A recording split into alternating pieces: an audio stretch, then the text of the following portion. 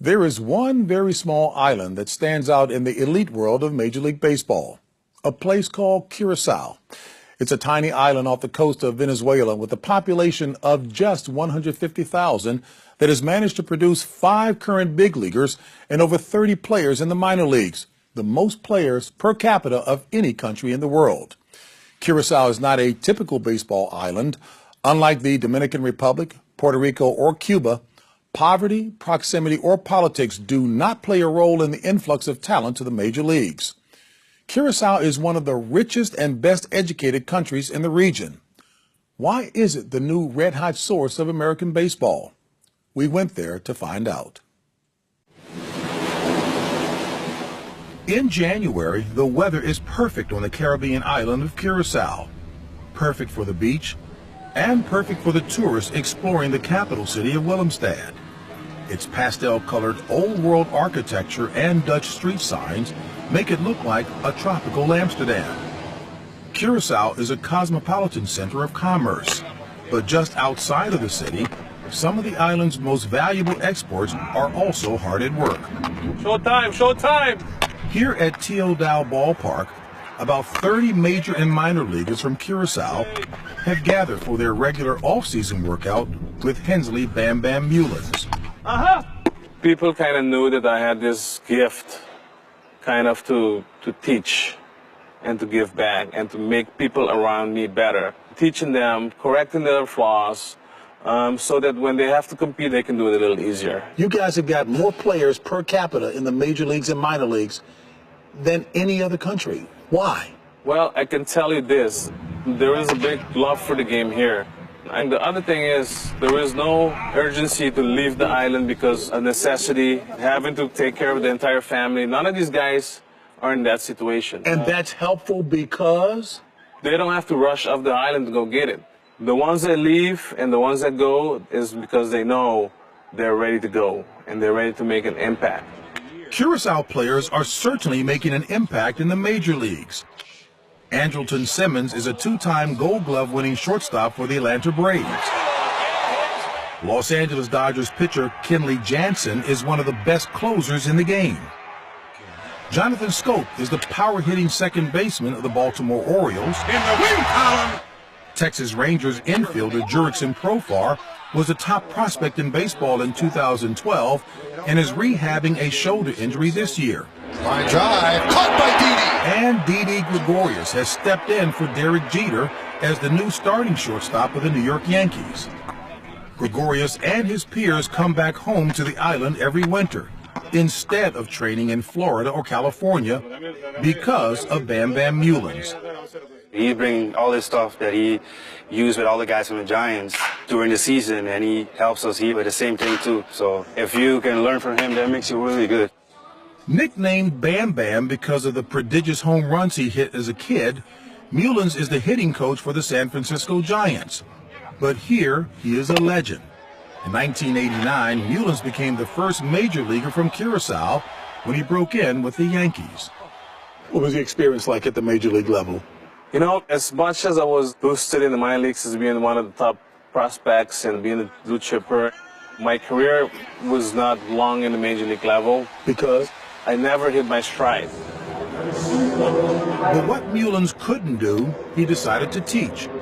After a 12-year journeyman career that took him from the big leagues to Japan and Korea, he worked his way up as a major league coach, winning 3 World Series rings in the last 5 years with the Giants. For the last decade, he has also used his experience to groom the next generation of Curacao ball players. I have this wealth of information. I can't keep it inside of me. It's no good. So look at all these kids. They don't know what it's like to go through a system and make it to the big leagues and be successful. They have no idea. So somebody's going to have to help them ease that route. The route to the major leagues starts very early in Curacao, at the age of 3 or 4. But unlike in the Dominican Republic, where all 30 major league teams have professional academies to evaluate millions of kids, the Curacao system is all grassroots. And for most kids, it starts with one man, Frank Curiel. If you want to be a big leaguer tomorrow or play in the major league, you have to work hard Every day, you have to run, you have to listen, you have to try to do what I say. Ataque! Curacao is a no-nonsense youth coach known as the grandfather of Curacao baseball. He started training kids in 1971. It's here at his ballpark where the tough love begins. Every day, parents drop off their kids and stick around to see the progress. Mr. Curacao, you were saying kids can't come here with what on? With watch. No watches? No ring on that. No earrings? No. No necklaces? No. You want the uniform to be Yes. clean and neat? Yes. Now, you know a lot of players today, they love to have the jewelry Yes. When you sign for the big league. when they sign for the big leagues, but not here in the little leagues. I understand that. Is that discipline, that hard work ethic, does that explain why the Little League program here is so successful? Yes, because I start to learn the kids the basic. The basics. Yes. Curacao is 7 times smaller than Rhode Island, with 1/10 of its population.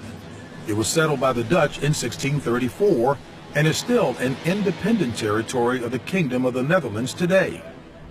Baseball came to the island after 1918 when Curacao built a refinery to service oil from neighboring Venezuela. The oil brought an economic boom and lots of foreign workers in the 1940s and 50s who played baseball. The result?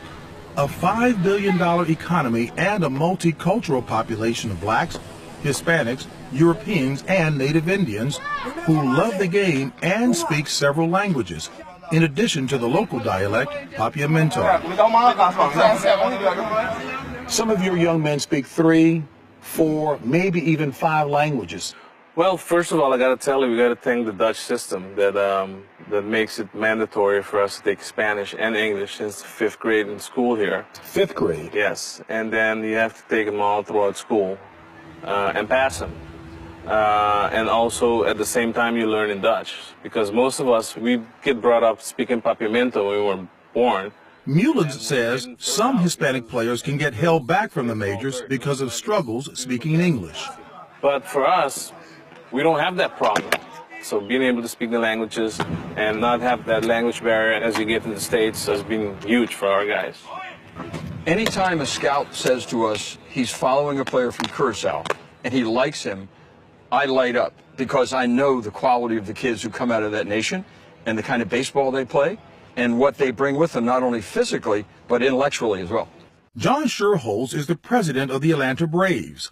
He struck gold in the 1990s when one of his scouts in Curacao discovered a future superstar, Andrew Jones. He still marvels at the eclectic qualities of the island. What did you see when you went to see Andrew Jones?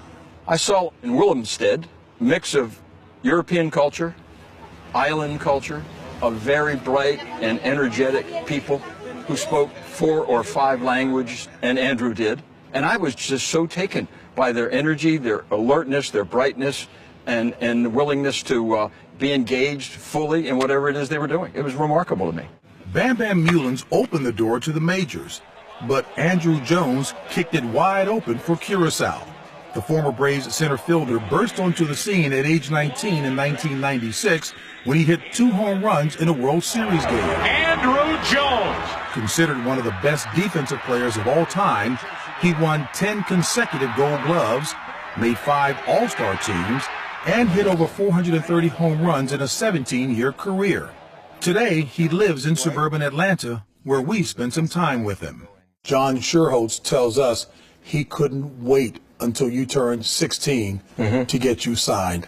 How did that make you feel back then? I was happy. I think that's every little boy dream, you know, to play professional baseball. You know, signing a contract and go to the United States is big, but the obligation from when you get there is so big. It's unbelievable. I mean, you go from a little island to a big country. So what is it about Curacao that has produced more Major League players? It's a tough question. I don't know. You know, it's just guys wanted to play. You know, they grew up wanted to play that game. And the Simmons, Didi Gregorius, all these other guys that are up in the Major League right now, all those kids watching it on TV and they say, well, you know, I can do that too. I want to do that too. And all those kids that you mentioned now and others or watching you wanting to be like you has to make you feel pretty doggone good. Well, I'm proud of all of them. You know, I'm proud of all those kids that watch me play. You know, I remember, you know, all of them made it to the Little League World Series and all idolized me. Say, who's your favorite players? Andrew Jones, Andrew Jones. The Little League World Series. Vamos a Curacao por favor. Mi mandou favorito tá Andrew Jones. Andrew Jones. Andrew Jones. Andrew Jones. Andrew Jones. Andrew Jones. Andrew Jones. By 2000, every kid in Curacao wanted to be like Andrew Jones. Soon, Curacao became a Little League World Series powerhouse. The tiny island has made the big tournament in Pennsylvania in 10 of the last 15 years.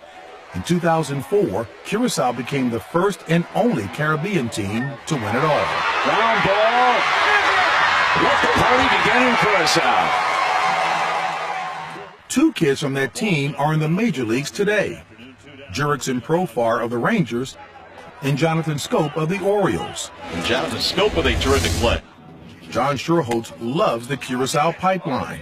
He feels his current shortstop, Andrelton Simmons, could be a superstar, just like Andrew Jones. This man was a magician at shortstop for us at the major leagues last year. He would go backhand the ball, he'd catch it, he'd fall down and sit on his butt and throw a guy out at first base. And the stretch, what a play! Andrelton Simmons could do that. He's bright, he's intelligent, he knows, he wants to succeed, he's committed to that, he's got that great work ethic. So you guys may well have struck gold again. We think so. Striking gold twice is not a bad thing. In 2014, the Braves signed Simmons to a 7-year, $58 million deal. As you might suspect, his role model is Andrew Jones. He was a standard that everybody wanted to get to. So this is a dream come true for you. Oh yeah. For me, being a fan since I was a kid and actually getting drafted by the Braves, I didn't see it coming, and it's a dream come true. You said it. When the New York Yankees went looking for a replacement for the great Derek Jeter, they settled on another Curacao kid, Simmons' childhood friend, Didi Gregorius. Former assistant general manager Billy Epler says the decision was obvious. A number of things that Didi has on his side. His age, his athleticism, his aptitude, his drive. Those are a lot of ingredients to be pretty good in this game and to play a long time in this game. We're really excited to have him. After a slow start this season, Gregorius has justified the Yankees' faith in him, doing it with his glove and his bat. He says the current generation of Curacao major leaguers is looking to make its mark. We all want to be successful. That's the thing. Yeah, and put Curacao on the map, so let them know there's more people here that want to make it to the big leagues, and we all want to work hard to get there. So I think that's the main thing. The work Bam Bam Mullins has put in to produce this new wave of Curacao major leaguers has not gone unnoticed. You are hereby knighted. In 2012, before thousands of fans in San Francisco, the Netherlands bestowed Mullins with a royal honor. Ladies and gentlemen, the newly knighted Sir Hensley